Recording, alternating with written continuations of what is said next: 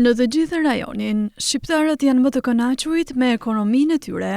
Sipas një raporti të Këshillit të Bashkëpunimit Rajonal (RCC), gati 31% të shqiptarëve të pyetur shprehen se janë shumë të kënaqur, ndjekur nga Kosova me 29%, ndërsa serbët dhe bosnjakët kanë nivelin më të ulët të kënaqësisë ndaj ekonomisë së tyre.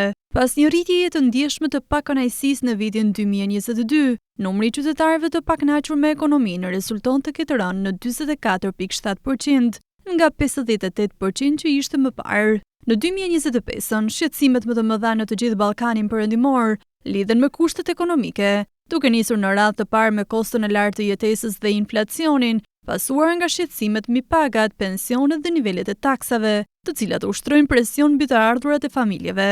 Në Shqipëri dhe Maqedoninë e Veriut, këto shqetësime janë shumë të theksuara.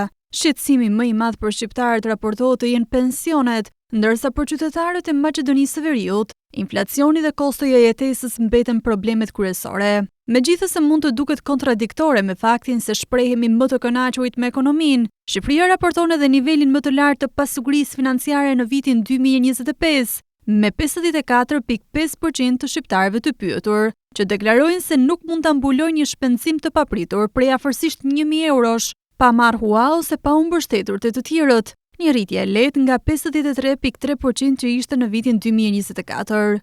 Edhe Maqedonia e Veriut tregon një nivel të ngjashëm me gati gjysmën e qytetarëve të paaftë për të menaxhuar një kosto të tillë emergjente në 2025-ën. Po ashtu, shqiptarët nuk janë në gjendje të shpenzojnë para për veten e tyre çdo javë, me 40.5% të angëtuarve, shkalla më e lartë në rajon. Nga ana tjetër, Shqipëria raportoi edhe numrin më të lartë të njerëzve që deklaruan se nuk kishin mundësi të dilin me miq ose familjen çdo muaj.